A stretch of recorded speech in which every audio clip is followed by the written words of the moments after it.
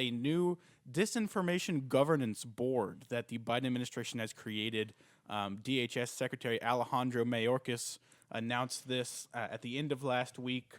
And a lot of people immediately were referring to it as a Ministry of Truth. Ministry of Truth, yeah. From George Orwell's infamous 1984 dystopian novel.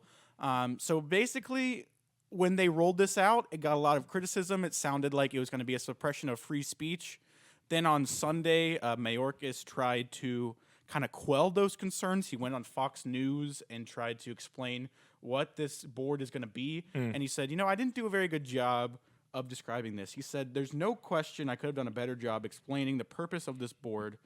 And the purpose, he said, is, quote, to combat disinformation that presents a security threat to the homeland.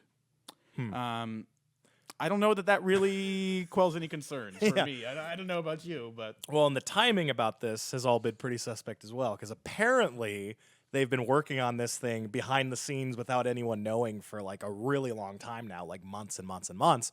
But they only decided to announce it right after Musk has basically acquired Twitter. He's as soon as that news comes out, then they say, "Oh, don't worry, all misinformation will be taken care of by this new government board."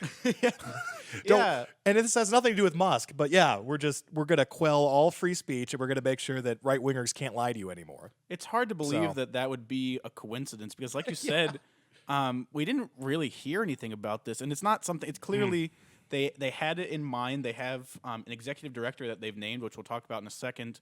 But this has clearly been a thought-out process. They've been working on it for a long time. Yeah. It's not like they were just like, oh, this is happening today. It's clearly a calculated decision to release the fact that this is happening right around that same time as someone who... It was literally like the day after, I think, the acquisition was announced. Yeah. That Psaki was talking about it, and so... Yeah, Psaki said that it's, nobody should be against it because we're just fighting misinformation and we're just trying to keep lies from getting out there. So who's against that? It's like, okay, if that's what it actually was, then sure. Maybe. That'd be actually, there'd still be probably some First Amendment questions, but at least it would be a little bit more justifiable if this was a non-biased board who's just trying to say, if there are things that are objective lies, we're going to call them out. Well, and, if there even is such a thing as an unbiased board, right. And I don't know that there is. It always goes back to the Thomas Sowell question, which is who gets to decide?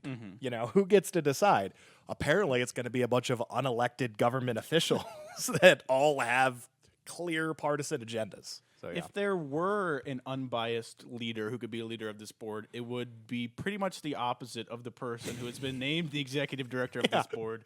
Her name is Nina Jankowicz, and we have a video. I can't really give you a better introduction than just playing this video, so we'll just go ahead and play this clip for you, and you can see for yourself. Pondering is really quite ferocious. It's when a huckster takes some lies and makes them sound precocious by saying them in Congress or a mainstream outlet. So disinformation's origins are slightly less atrocious. It's how you hide a little lie. It's how you hide a little lie. It's how you hide a little lie. When Rudy Giuliani shared bad intel from Ukraine, or when TikTok influencers say COVID can cause pain. They're laundering disinfo, and we really should take note and not support their lies with our wallet, voice, or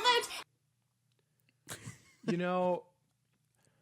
When I picture the Biden administration, they're bringing in all these interns that are like TikTok influencers, like that dude that wears a skirt. Oh, yeah, with the nails and the... This is exactly the kind of woman that they would have in charge of such an important group. I got this does not surprise me even a little bit. This is the perfect Joe Biden pick.